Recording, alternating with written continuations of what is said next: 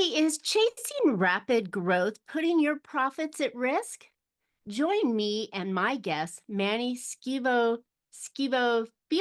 I'm going to get this right, Skevofilax, who is a seasoned consultant and expert in sustainable business growth, as we uncover why bootstrapping might be your smartest way to scale.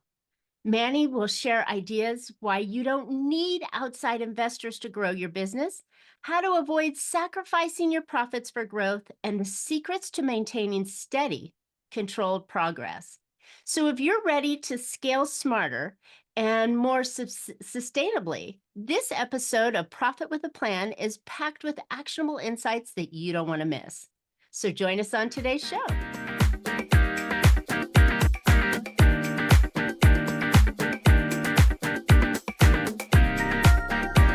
Hey, entrepreneurs, are you ready to boost your profit and grow your business? Well, welcome to Profit with a Plan podcast, where we share ideas to help you scale your company, increase your profitability, and set you up for a successful exit. I am your host, Marcia Riner, business growth strategist and profit booster behind Infinite Profit. I've helped countless entrepreneurs build highly profitable and sale-ready businesses. See, the more money now or more profits now lead to bigger payouts later on. By the way, today's episode is sponsored by Infinite Profit, where we don't just talk profit, we deliver it. And if you're ready to take that business of yours to the next level, visit infiniteprofitconsulting.com and start boosting your bottom line today. But before we dive in, I've got something super special for you. If you ever felt like you were doing everything right, but you just weren't getting the traction you deserved, well, here's a tip for you. Try customer reviews and see how they can be your secret weapon to attracting new clients and boosting trust. That's why I'm excited to share our free growth and marketing audit with you on profitbooster.biz. In just one session, we'll show you how to turn your reviews into real growth. And if you're ready to stand out, visit profitbooster.biz and get things started. All right, let's jump into today's episode with our guest.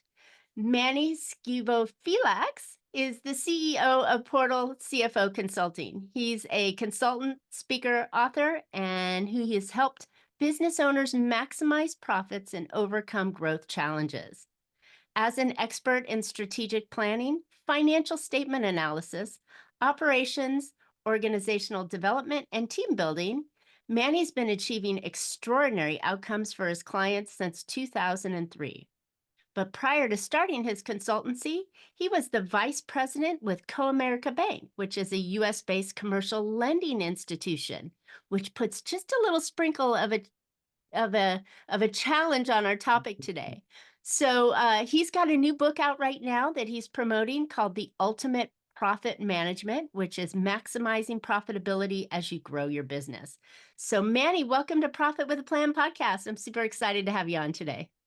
Thank you for having me on your show, Marcia. Happy to be here. Great, great. So I love that we're, both same-minded here, growth, profitability, and, making sure that you're growing within this realm of, balance, I think is really important. And so that's why I was really excited to have you on. But before we get started, I always love to know how you got into this, which is kind of strange because it's the polar opposite of what you used to be as a commercial banker, right? Yes.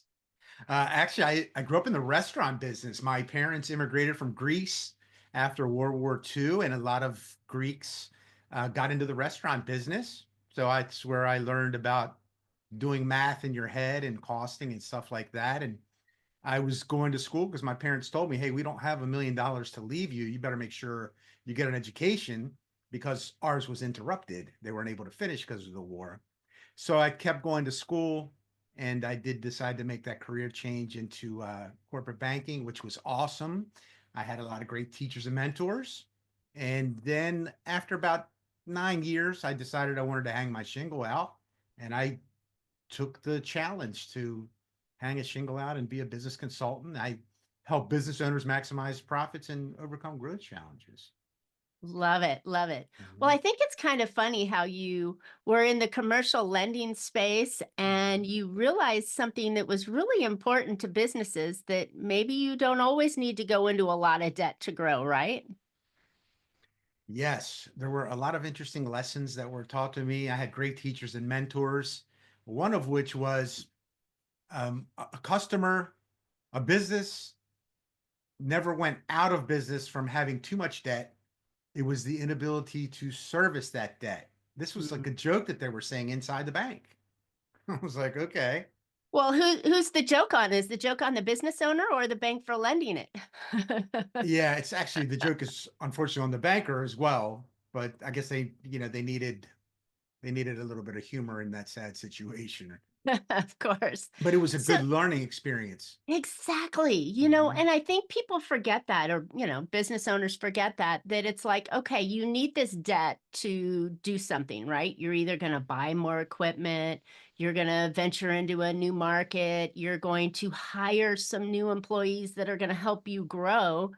But you forget that you've got to have the money to pay monthly or pay back the debt that you borrowed, right? I mean, we came out of COVID Mhm. and, everybody got a whole bunch of free money and it kind of, some of it disappeared and, but it's like in reality, though, if you borrow this money, your business needs to be profitable enough to pay it back. Yes. And we've found that a lot of times you're borrowing money because your business is losing money. It's unprofitable and it's Mm. creating a drag in there. And the easiest way to plug it, if you can, is to go borrow some money. Hmm. Okay. So it is good to borrow some money when you're needing it to get to that next level, but you've got to have something like in the near future that's going to be that big win, right? And that's Yeah, going to allow you to pay that back, right? exactly. You have made an excellent point. Um, you don't want to be unprofitable and then having to borrow money. You got to fix the problem. And then two, to your point, which is excellent, you got to make sure that you have the means to pay it back. Yeah. Okay, so let's talk about this in a positive way, right? Because Mhm. everybody knows you get some money, you can get money for business, you can do things. We know your credit scores and your business credit scores and all that kind of stuff. But I think I want to take the other side of it and talk to business owners about how to maybe not take money and Mhm. still be able to grow your business in a way that is sustainable, right? Mhm.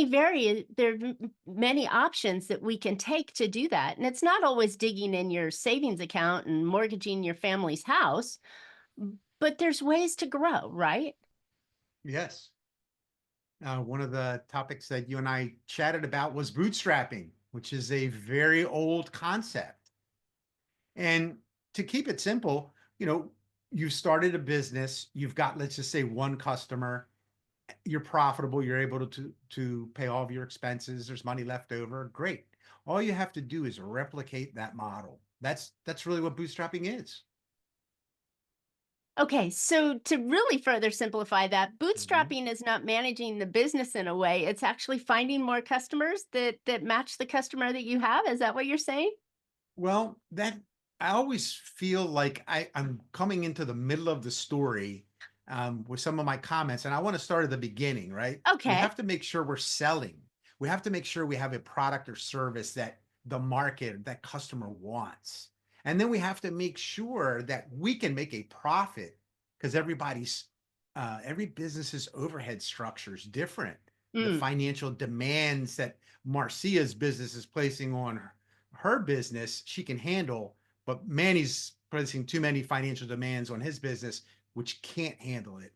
So we got to make sure we have a product that people want and customer service. We're taking care of the customer. We got to be doing what I call the checkables Checkables. and the checkables. And then we're going to start bootstrapping by this doing this repetitive task by not trying to go borrow money from the SBA or rating our savings accounts by using a little bit of the profit to go after the next customer. Love that. Okay, so first of all, checkables. What are checkables? In my opinion, those are the easy things that are like right under our nose. You don't have to expend a lot of brain power, a lot of thinking. It's literally right under your nose. Let me The check the things low-hanging that are fruit. like, that are like right within my arm's reach. Those are the checkables, the easy stuff.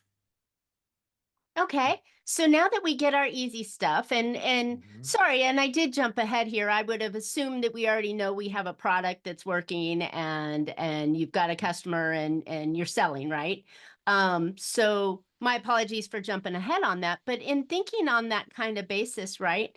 We're going to I always thought of bootstrapping really as looking at your business in a way that says just like you said, right? We're going to take what we already have and we're going to use it smarter and more efficiently and we're Mhm. going to use that to feed the next growth opportunity that we have, right?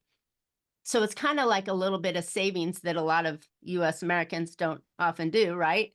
If you get paid Mhm. $100, 20% of that should go into savings or however whatever that magic number is. Well, in business we should be doing that too, right? Yes, that's very well said, Marcia. Um, if you start a business, yes, you're going to have ups and downs, financial ups and downs. Okay, it's not easy when you get started, but let's assume that you've gotten through the ups and downs, and then we get to your point. If your business is making $1,000 in profit in a year, let's keep the number simple, and you got to pay around 35% of that to taxes. So there's going to be 650 bucks left over in profit. If you then, as the owner, take all that money out, that's your growth capital. Mhm. You take all that money out and take it to the house. And now I'm hoping that you got a salary baked in there for yourself as well, right? Let's It's hope not so. really, it's not really a true business until you can cross that bridge as well, right? There has to be a salary baked in and then there's money left over. If you can leave a piece of that money in the company, you have just created your growth capital. Mm. But Love but that. demands come from the house, and sometimes you place more demands on your business than your business can afford to pay you. Really true. In Mhm. so many different avenues that we look at or that we often don't look at and we just do blindly, right? Which is we run expenses through that maybe we shouldn't run through the business because our tax professional says we need a deduction, right? Because you don't want to pay taxes. There's all sorts of things, like you said, those demands that maybe don't need to be put on the business at this time in this growth phase, right? Yes. So So when now that yes. I was going to say, so when we're looking at these kind of numbers, right? Since you're financial analysts, and understanding the financial statements and so on, when we're looking at these numbers, what are some of the areas that the business owner can do to keep that money, right? To look at that, to Mhm. look at the bottom line, and if I'm only getting 650, well, what can I do to maybe get 700 or 750, in that pot at the end of the year? Yeah. That is a great question, Marcia. In my experience, the easiest way is to take a look at your income statement or profit and loss, because we have to have two names for everything in finance.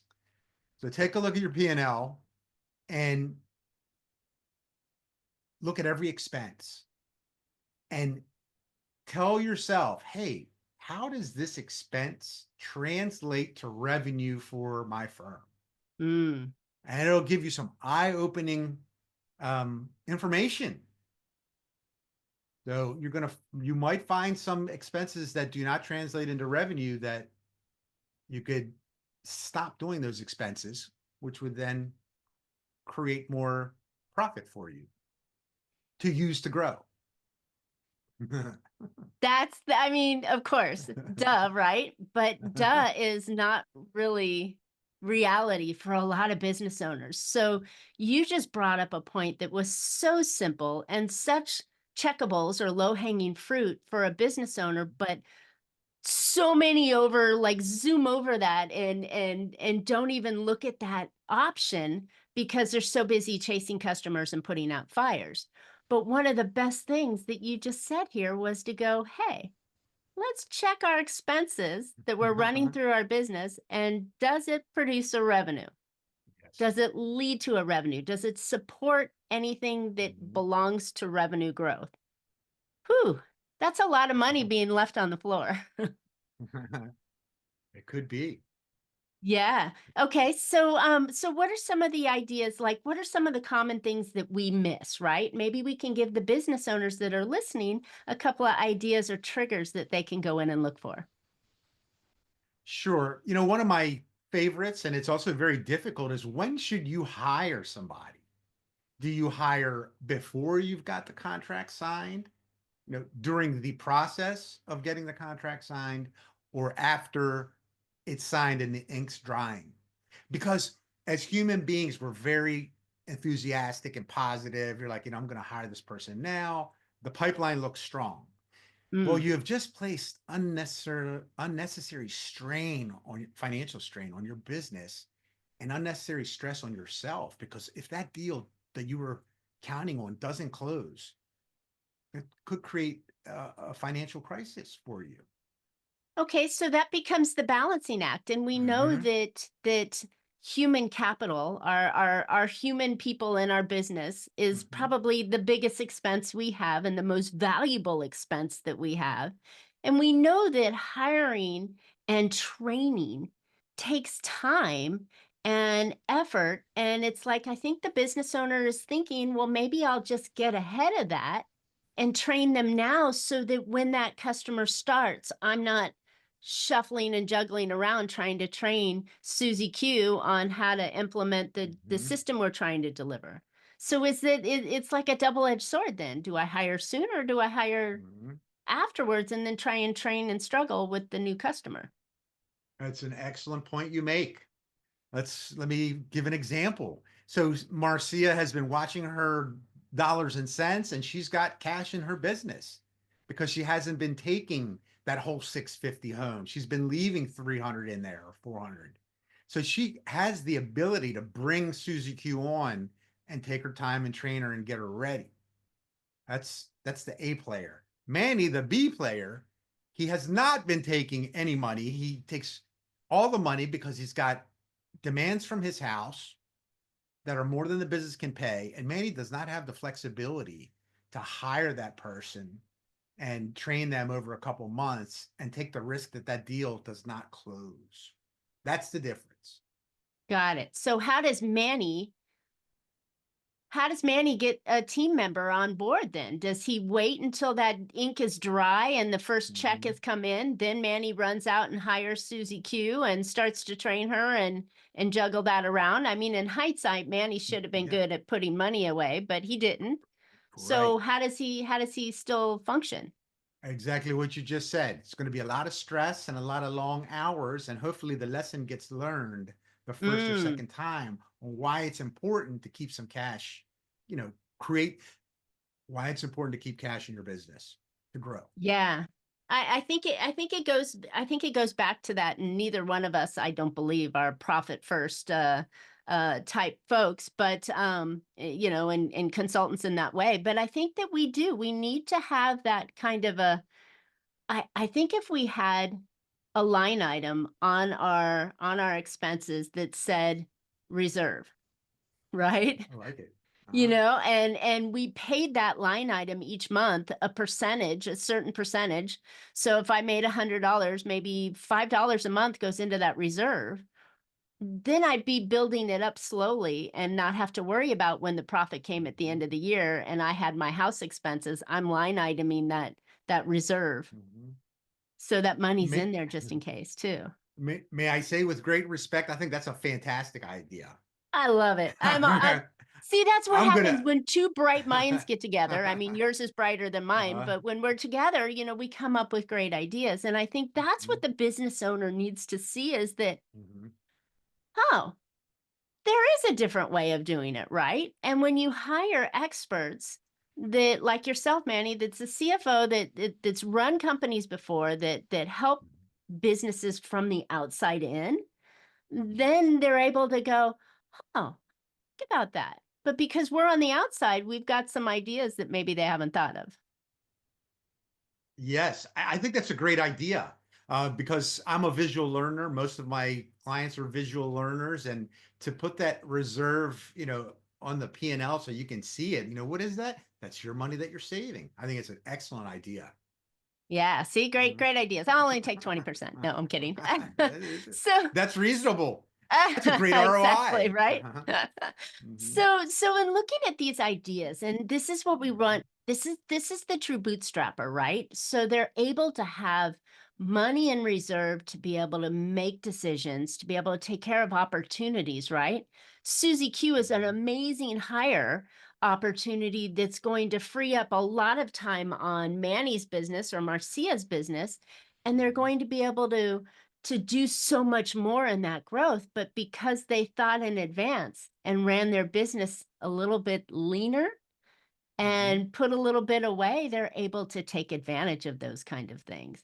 And I think that's what Absolutely. business owners need to hear rather than going, oh, nothing against tax professionals. I love them. And yes, you should have them all the time. But they're always, how do we get money out of the business so you don't pay taxes when we're trying to go, well, it's still a business. You gotta show some profits at the end of the year to show that Right. you're you're a business, right? Yeah, and that banker is not gonna lend to you if you're presenting a financial statement, uh, that shows you're not making money.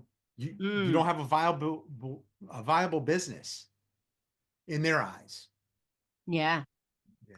So as a professional banker and now turned consultant, is there any kind of magic that the business owner wants to have, magic number, I guess was the line, in that reserve account or in that profitability that makes that business look better?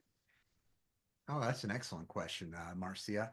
So I found that keeping 2 months of your total expenses, 2 months in the bank should provide you with a reasonable cushion, okay? And I'm making a general statement because Sure.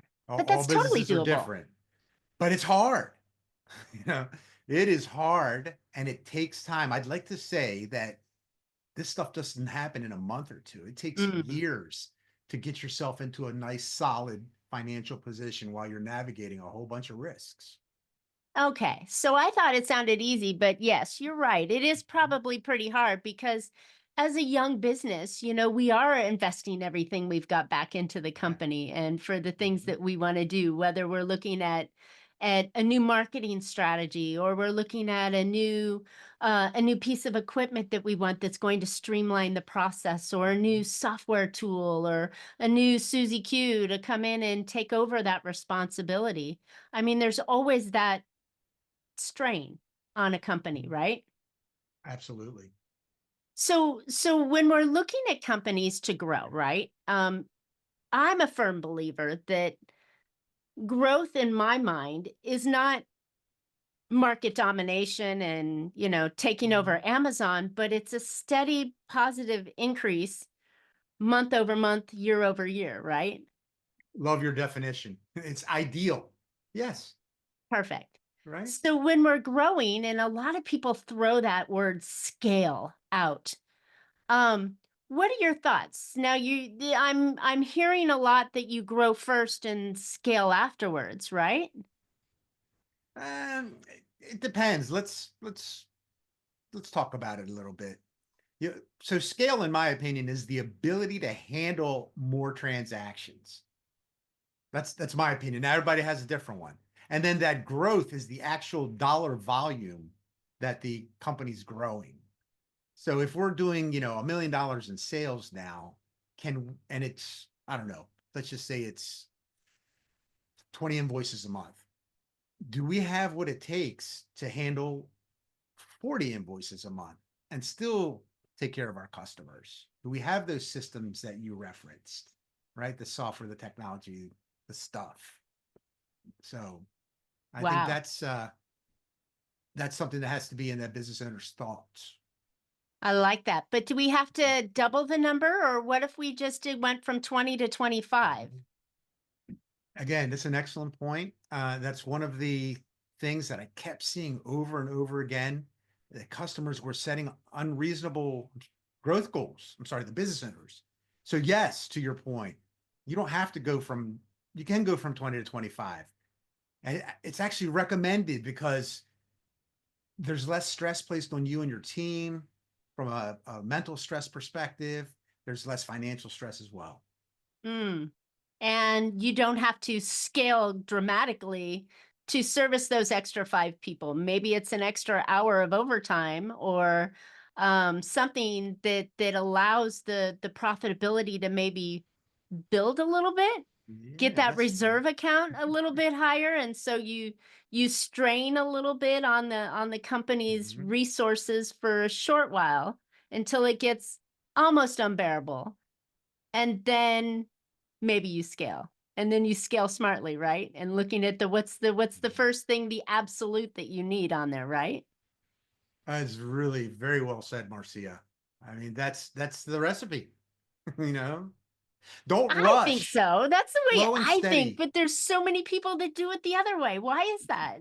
because we're human beings and we like action. We like stuff that's fun. We don't want to be boring. We love a challenge. The list goes on and on. It's Mm. it's bombarding us all the time on social media. I got to have $1 billion valuation. I got to become a unicorn. No, back to what Marcia was saying. Grow your business 5, 10, 15% a year, whatever you can handle comfortably, where you're not running around trying to find cash, right? Grow it profitably. Take care of your employees, right? The number one asset. Take care of your family, of course, and then be able to make your charitable donations to the community. What's wrong with that, right? I don't think there's anything wrong with that. It's not fun, right?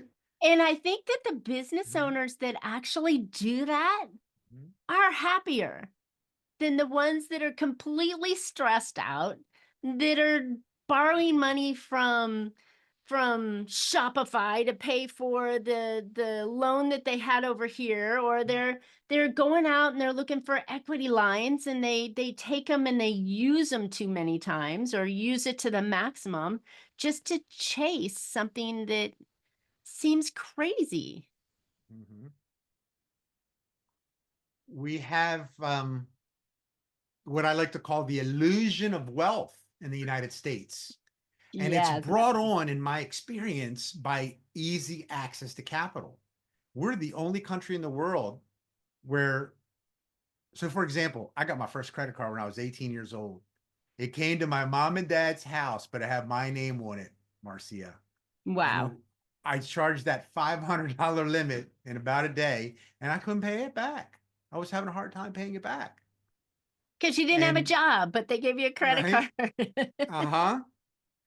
So yes, to your point, I found that slow and steady wins the race. I don't want to have a business where I have 5 or 10 good years, and then all of a sudden I'm out of business. Mm. That's the sustainable part, right? Let's build something that lasts, I love it. So when we're right? talking about sustainable, right? I mean, that's Mhm. an easy 3, 4, 5% growth. Okay, let's stretch it and say 10%. If you have a Mhm. banner year, it's 12 or 15%. Yeah. It doesn't have to be so bad that you I mean, we all got into this business. Correct me if I'm wrong, right? To have the lifestyle that we wanted, right? Uh, To the freedom and the financial freedom that we wanted, uh-huh. the To work but more then hours and take less vacations. Yeah, uh-huh. Uh-huh. but then what we end up doing is shooting ourselves in the foot by Yes. trying to grow too fast or carry all this debt load and all Mhm. the servicing that we have to do in our business Mhm. just to get up on Saturday and Sunday morning and think about our business because we got to grow. We got to grow. We got to grow because I have to, not Yeah. because we want to and it feels right for Mhm. the community. Yeah, you touched on it earlier, which was simplicity. Mm. And I found that that's the key. We don't need all this overcomplicated stuff. Yes, we're all very intelligent human beings. W- Businesses are run very simply. The good So, ones. right. So when I was young, my parents and everybody that I knew growing up owned a restaurant, and everybody did the math in their heads. So I was like, God, this is really terrible. I can't wait to get out of here and go work for some rich people because I'm sure they've got great systems and they've got all the complex stuff and they're killing it. So lucky me, I get to work for a billionaire business family. And this is while I was a banker. And they were doing the same thing that my parents were doing. they were running a multi-billion dollar international operation very simply. And I was in awe, Marcia. I was like, okay, I was wrong about that. They're very Jeez. simple. Hmm. And I think that takes experience, right? We get a lot of oh, we want to have a nice new car, oh, we want to show Hmm. off for this, oh, we got a new partner, whatever it is, or oh, I Hmm. need to keep up with the Joneses down the street Yeah. that are doing the similar thing that we are. And oh, they've got a new operating system, so now I guess I have to buy a new operating system just to keep up with them. But in reality, you don't. You can have a great company by keeping it simple. It's so well said. It's refreshing to hear, you know? Well, it is refreshing to hear Uh-huh. because you've got all these salespeople that are coming into your company saying, "Oh, you need this new website. Oh, you need this new marketing piece. Oh, you need this new um, automated system, or oh, you need this new stuff, right, to make your life easier." Hmm. But it doesn't. It just makes it harder and another debt on the expense line. Again, it's very well said. Very well Hmm. said. Can you afford it? You know? Ah, the age-old question, right? Hmm. And I think that takes we'll call it worldly experience, no, business experience, but from maybe our parents' generation, right? Instead of our own generation of people that says, Hmm. yeah, I can live off of credit and pay it later, instead of going, oh, well, let me save for it, or let me figure out, can I make that payment, right? Can I Hmm. afford it before I buy it, rather than buying it and going, oh, how are we going to pay for this? We're living in interesting times. Over the last, let's talk about since like 2007, 2008, that economic downturn. Our country has engaged in a very cheap money policy, Mm, okay, which has fueled this craze of money everywhere. And I have young clients, they're in their late 30s, and I try to explain to them it's not always up, up and away. There's such a thing as like a correction. There's such a thing as your sales do go down, and hopefully it's not permanent. And they look at me all wide-eyed. And I tried to explain, the crazy. last time there was a downturn in this country, you were 21 years old. You didn't Mm, even have this business. And that made me want to work with people that have almost lost their business. That's who I want to work with. Someone who's had that scare, because it changes their thinking and makes them focus on the Marcia reserve account. you know? I love it. I love it. uh, You can coin that. I think uh, it's smart though, right? And I think that's what sometimes we need to do is instead of living in um the Bitcoin growth cycle, right? mhm, To live in more of the tried and trues, the blue chip companies, the Ford or the Chevy, or whatever, the companies that have been around forever, that have small little growth patterns to them that are sustainable and scalable. And yeah, sustainable and scalable, right? That can really yeah. just continue to go on and on and on, rather than hitting Mhm. these peaks and valleys and chasing that unicorn effect, that you'll be Yes. out of business in a couple years. Yeah, we don't want that. And Not at all. and we have to grow these days because all business owners know very well that all the costs are rising. Your utility bills, your payroll taxes, rent, et Exactly. cetera, et cetera. You can't not grow because just the basic level of increased expenses is going to eat away your profit. Yes. But you need to do it Marcia's way, just go slow. I found Love that it. slow and steady wins the race. Love it. So play the tortoise, not the hare. Love it. All right, Manny, this has been fun. Going down the ideas and the concepts. Hopefully, we didn't come up with any earth-shattering, steps and strategies that you need to do in your business, but it was more of a mindset shift to say, Mhm. hey, let's do this in a way that can be sustained, right? And so I would love listeners to be able to find out more about you. And I know you've got a great book out there that talks exactly about what we've been Mhm. talking about for the last Yeah. 30 minutes. So where can listeners find out more? Sure. My website is mannyskevofilax.com. And there you can find links to the book, which is available on Amazon. And, I have a bunch of really interesting information that my teachers and mentors have shared with me over my career. Love it. Great blogs, great information on there and tools that you can Mhm. use. And yeah, so I would encourage you go get that.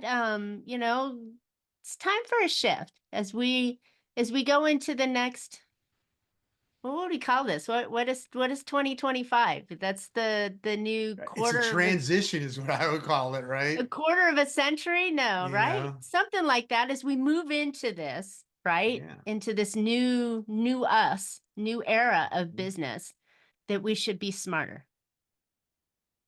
Very well said. Yeah, Mhm. awesome. All right, listeners, I hope you found a few bits of information that you can put into your business that will make you be more profitable. Because again, we're in business for two reasons: to acquire a customer and to create a profit. It's very Mhm. simple. So once you've created that customer and you're growing that profit in a way that is sustainable. So I would encourage you to check out Manny's site, find some stuff in there that will help you shift your mindset a little bit and move in the right direction so you can have that sustainable growth. And as I mentioned earlier, if you're trying to do everything right, but you're just not getting the traction you deserve, might be time to transform your customer reviews into new clients and more trust. Go grab my free growth and marketing audit at profitboosters.biz. Where in just one session, I'll show you how to turn those reviews into real growth. And don't forget to subscribe. You don't want to miss future shows. You can always find Profit with a Plan on any of your favorite podcast players. And we're looking forward to more great, profitable information on next week's show. So until then, make your plans and profit with them. Thank you so very much, Manny. This was very enlightening and just a nice conversation to have. Thank you, Marcia. I enjoyed chatting with you.